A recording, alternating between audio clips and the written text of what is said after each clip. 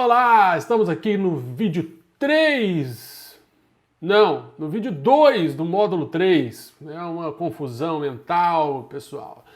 Para falar para vocês no curso de redação para vestibulares sobre introdução, que é o assunto deste terceiro módulo, né? Tipos de introduções. E no vídeo de hoje vamos falar aí da introdução por contextualização histórica. Então, olha aí, vídeo 2 do módulo 3, redação para vestibulares, tipos de introdução, contextualização histórica. Se você curte o nosso canal, se você assiste aos nossos vídeos e curte ou discute, faça a sua inscrição, dê um like, dê um dislike, não é? Ajude-nos, apoie a nossa iniciativa e o nosso canal, podendo fazer aí alguma doaçãozinha ou doação zona no nosso primeiro link que tem nas descrições de todos os vídeos do curso, de todos os vídeos do canal. O doe quanto quiser. Então participe e vamos lá, mãos à obra neste vídeo maravilhoso em que vamos ver, olha só, vou jogar na tela para você o que nós veremos neste vídeo. Neste vídeo nós falaremos sobre um dos tipos de introdução para dissertações argumentativas, a famosa contextualização histórica, não é? Vamos falar quais são as características desse tipo de introdução, como que você pode fazer a partir de exemplos aí de introduções nota máxima com esse tipo de contextualização histórica e pensar aí quando que é adequado utilizar este tipo de introdução ou não, certo? Então, vejamos. Contextualizar, o que é contextualizar? Contextualizar é você mostrar, deixar bem claro para o leitor do teu texto qual que é a relação que tem entre o assunto que você está tratando, entre o processo do qual você está falando, entre o fenômeno a que você se refere naquele texto, com um determinado lugar, a relação disso tudo com um determinado lugar, que eu digo assim, né, em que parte do mundo, Brasil, no mundo como um todo, em determinado momento histórico, certo? O momento que nós vivemos é um momento passado, é a segunda revolução industrial, a revolução científica e etc., com uma determinada sociedade, ou seja, com determinada cultura. Então contextualizar é de forma muito geral, certo? Eu estou dizendo aqui sobre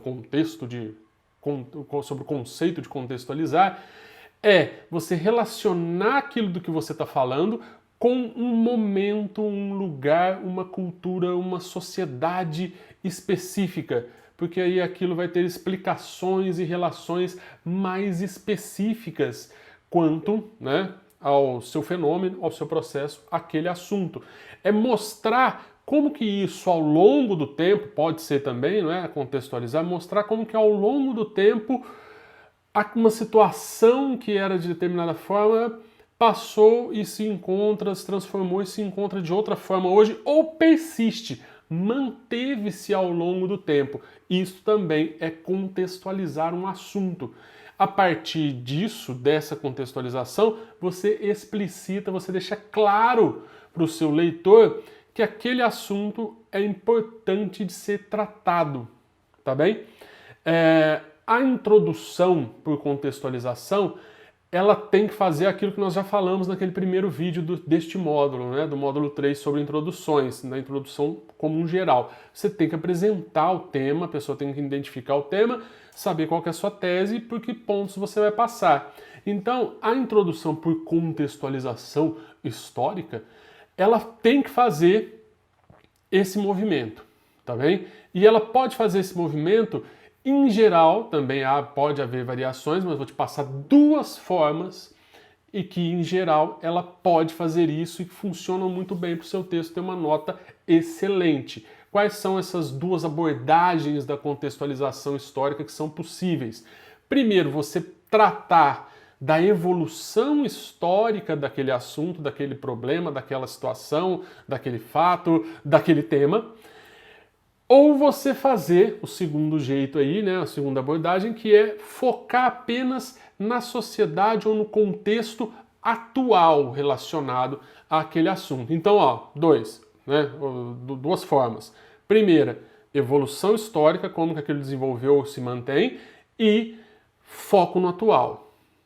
Como que isso acontece hoje, e isso é um fenômeno dos dias atuais no sentido do momento em que você escreve, do contexto mais restrito dos anos, da década ali em que está inserido o teu texto, aquele assunto. Além disso, claro, você tem que expor a sua tese nessa introdução, tem que ficar claro para o leitor aí o que você pensa sobre este assunto, que ao longo do tempo se evoluiu de uma forma, ou que neste momento encontra-se naquela forma, e elencar aí, né, enumerar, expor quais são os aspectos que você vai tratar sobre aquilo no teu texto, tá bem? Então, vamos primeiro falar sobre como que é feita essa forma, né, essa forma de abordar a contextualização histórica na forma de uma evolução histórica, e vou te mostrar dois exemplos desse tipo de introdução feita dessa forma, que mostra uma evolução ao longo do tempo do tema que está sendo tratado. A evolução histórica, ela tem na base um raciocínio do tipo, desde o século passado, o começo dos tempos, do início da humanidade, sei lá, desde até hoje, ou ainda hoje, ou hoje. Então eu vou jogar na tela para você entender e pensar comigo sobre isso aí. Olha só, né? A evolução histórica lá, base do raciocínio. Você tem um desde que passa ao longo do tempo e se mantém e vem para um hoje ou um ainda hoje, não é? Ainda hoje aquilo se mantém de uma determinada forma ou não e etc. Então tem que fazer esse caminho de evolução histórica.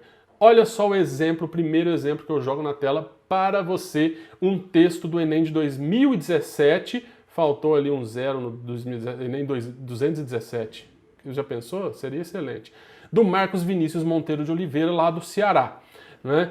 Ele tirou nota 1000 e ele começou o seu texto sobre os desafios da educação para surdos no Brasil desta forma. Olha lá, no Brasil, está mantendo aí um lugar, né, específico, está deixando claro isso. No início do processo de educação para surdos, ou início de processo de educação para surdos, remonta ao segundo reinado. Então, o início, o desde dele, está lá no segundo reinado, marcou o momento histórico. No entanto, esse ato não se configurou como inclusivo, já que se caracterizou pelo estabelecimento de um apartheid, ou apartheid, sei lá como se fala isso, educacional, ou seja, uma escola exclusiva para tal público, segregando-o dos que seriam considerados normais pela população. Então, estabeleceu-se e mantém-se ainda hoje um apartheid ou um apartheid educacional, que é uma separação. Ele explica, né? Se você não sabe o que é separação, dá para entender logo depois, porque é segregar os considerados normais da população, aí que seriam os surdos, né, etc. Assim, notam-se desafios ligados à formação educacional das pessoas com dificuldades auditivas, seja por estereotipação da sociedade civil, seja por passividade governamental. Agora você tem a tese dele. Isto é um problema que vem desde o início do segundo reinado, da educação para surdos. Hoje ainda se mantém com apartheid educacional. E isso passa, a tese passa por uma questão cultural, que é a estereotipação da sociedade civil, e pela passividade governamental, que é um assunto, uma questão política do Estado. Portanto, haja vista que a educação é fundamental para o desenvolvimento econômico do referido público e logo da nação, ela deve ser efetivada aos surdos pelos agentes adequados a partir da resolução dos entraves vinculados a ela. Então ele já aponta que ele vai falar no texto dele, ele vai desenvolver essas ideias e propor uma solução que passa, claro, pela efetivação aí dos agentes adequados, quem deve fazer essa educação, e resolver os entraves culturais e da questão do Estado. Ele mostra que um problema começou desde determinado momento, chega ainda hoje a outro momento, com um apartheid educacional e tem essas duas questões como base que devem ser desenvolvidas. Olha o exemplo 2 que já está com tudo grifado para você aí. Ó, uma forma diferente de mostrar o desde e o ainda hoje, né? Lá ele citou nominalmente o Segundo Reinado, etc. E não citou nominalmente, mas dá para se entender que mantém-se o problema. Aqui, a Isabela Barros Castelo Branco, lá do Piauí, que tirou nota 1000, começa assim, ó, na obra Memórias Póstumas de Brás Cubas, você que não faltou a aula de literatura, né, que não faltou aí as aulas que falaram sobre o realismo, sabe que este livro do Machado de Assis é de 1881. O desde está marcado de uma forma indireta. Na obra Memórias Póstumas de Brás Cubas, o realista Machado de Assis expõe, por meio da repulsa do personagem principal em relação à deficiência física, ela era coxa, não é? Momento aí que ele fala da eugênia, etc. A maneira como a sociedade brasileira trata os deficientes, trata presente, ou seja, uma coisa que mantém-se desde aquele tempo. E aí marca a atualidade do fato. Atualmente, mesmo após avanços, né, faz uma ressalva, não é igual, né, houve mudanças, mas atualmente nos direitos desses cidadãos, aí, os avanços, a situação e preconceito permanece, ainda hoje permanece, e se reflete em que ela vai desenvolver no texto dela. Precária condição da educação ofertada, não é? Relativa à dificuldade de inserção social, principalmente aí no ramo laboral. Então a tese dela é que, mesmo que haja avanços nos direitos, a condição da educação ainda é precária. E isso afeta na inserção social, algo cultural do Brasil, e no ramo laboral, no ramo do trabalho, certo? Olha só, rapaz e rapariga, hein? Viu só? É assim que você pode fazer uma contextualização histórica em que você fala desde um tempo até os dias atuais. Você marca um momento inicial sobre o qual você está falando daquele fenômeno e marca o atualmente. Você não fica só focado em um dos dois. Isso é uma evolução histórica e que você viu que pode ser feito de duas formas bastante diferentes e não são diretas. Desde tal época se fala sobre o assunto e até hoje se mantém. Não é assim. Você pode citar quando começou e falar que isso instituiu um apartheid, uma questão, e subentende-se que mantém até hoje. A outra você pode citar uma obra literária, uma revolução.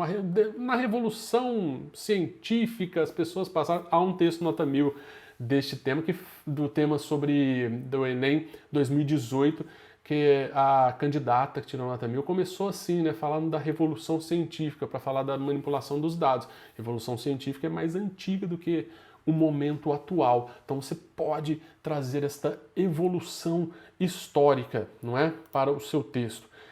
O foco no atual, no odierno, é aquele que vai falar apenas do contexto direto, odierno, dos dias atuais, do tema, do assunto, tá? Não precisa ser do momento exato em que se escreve, mas daquela década, daqueles anos que perpassam e que estão ali no momento em que aquilo está sendo escrito. Vou mostrar para vocês, então, um exemplo disso para a gente depois passar aí para exercícios e tudo mais. E pensar, exercício não, vamos pensar quando que é adequado utilizar esse tipo de introdução. Deixa eu jogar aqui para você, olha lá. Recentemente, já marca o momento atual, já de cara. Na eleição para prefeito da cidade de São Paulo, isso aqui é da Unesp 2018, a Tamara Yamamoto escreveu este texto perfeito para os avaliadores da Unesp, ela marca era sobre o voto facultativo, se o voto deveria ou não ser facultativo. Na eleição para prefeito da cidade de São Paulo, o número de votos em branco foi superior ao número de votos efetivos. O voto em branco tornou-se um protesto. Recentemente, votar em branco é um protesto muito comum. Atualmente, olha o reforço, recentemente, atualmente, marcando o momento que circunda o momento da escrita do texto, né? Contra o sistema político e a falta de representatividade. Então é um protesto contra o sistema político e a falta de representatividade. Veja só, meus queridos e minhas queridas, tá aí um indicativo da tese dela. Votar em branco é protesto contra o sistema político e a falta de representatividade. Já trouxe essa introdução no vídeo anterior para vocês e reforço aqui, ó.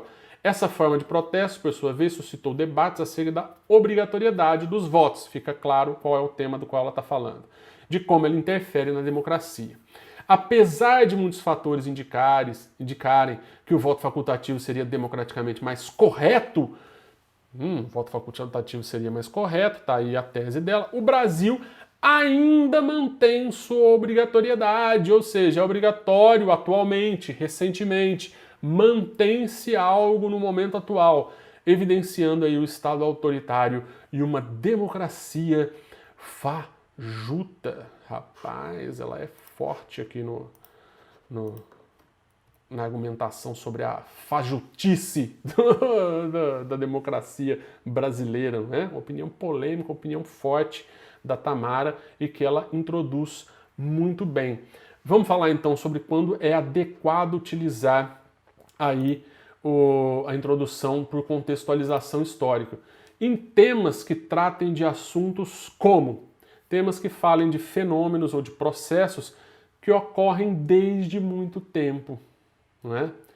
Isso é algo interessante, fazer a contextualização histórica quando um tema é este. Talvez não seja tão interessante, pode até ser feito, mas, por exemplo, num tema como o da FUVEST, que tratou sobre se o Brasil atingiu a maioridade, não é? Pode ser feito, mas não é tão necessário, né, etc., lá com relação a Kant e tal. Pode ser feito também, não seria tão interessante fazer, por exemplo, no Enem sobre a democratização do acesso ao cinema no Brasil. Dá para fazer? Dá, mas você pode...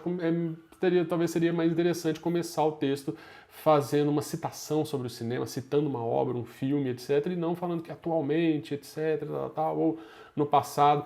Ela pode também, nada é fechadinho em si, a contextualização histórica ela pode aparecer de uma forma muito indireta dentro da citação também, como nós vimos no exemplo, né? Mas, por exemplo, a persistência da violência contra a mulher.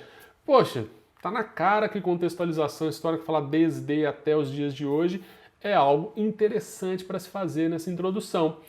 E são fenômenos ou processos, além desses que se mantêm no tempo ou que evoluem com o tempo, fazer contextualização histórica daqueles fenômenos que são marca de um momento histórico atual, né?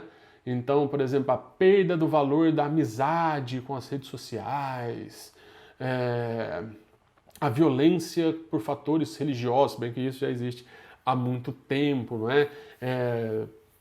Você pode então pensar aí em algo que seja muito do tempo atual. Esse mesmo do Enem sobre os dados, a manipulação dos dados na internet, então é puramente atual isso aí, né? E você pode muito bem fazer essa contextualização com foco no momento presente. Bora fazer um exercício para terminar esse vídeo então. Exercício, o que você vai fazer? Você vai analisar introduções de redações que tiveram nota máxima, fazendo essa relação entre o tema e identificando se foi feita uma contextualização histórica, como que ela foi feita essa contextualização histórica, para você retirar daí ideias para usar no teu próprio texto. E a segunda parte do exercício é exatamente essa, você vai pegar um texto seu, que o seu professor ou sua professora passaram, ou passou, né, na sua aula de redação, e ver, esse tema é adequado para eu usar uma contextualização histórica? Como que eu poderia fazer uma contextualização histórica? Eu posso fazer a citação de uma obra ali, como um dos exemplos que o N passou no vídeo para mim, em que eu pego lá o Machado de Assis, que marca um momento histórico e mostra como isso se manteve até agora, pego um Essa de Queiroz, Cidade às Serras, etc., como eu posso fazer dentro dessas ideias que me foram passadas e que me foram dadas, não é? Foi isso, pessoal. Este foi o vídeo de hoje sobre introdução por contextualização histórica. Falamos aí dos tipos de introdução de contextualização histórica, quais são essas características que tem essa introdução, como você pode fazer e construir a partir dos exemplos que demos, e falamos quando que é adequado utilizar esse tipo de contextualização. Se você curtiu, curta. Se descurtiu, descurta. Comente, diga por quê. Apoie, inscreva-se no nosso canal e dê lá uma doação para manter-nos alimentados durante esses tempos difíceis da vida, certo? Vamos lá. No próximo vídeo, o que nós vamos ver no próximo vídeo? Vamos ver um outro tipo de introdução, né? Vamos falar sobre uma introdução que é em geral chamada de introdução por definição ou introdução por explicação, quando você define o tema, define um conceito ou dá uma explicação sobre aquela questão para fazer a introdução do seu texto, tá bem? Muito obrigado, se ficou até o final deste nosso vídeo e faça tudo aquilo que eu já disse, curta, inscreva-se, compartilhe e mantenha-se ligado aí nos nossos vídeos e nas nossas lives, tá bem? Até o próximo vídeo sobre introdução por definição ou explicação. Beijo, tchau!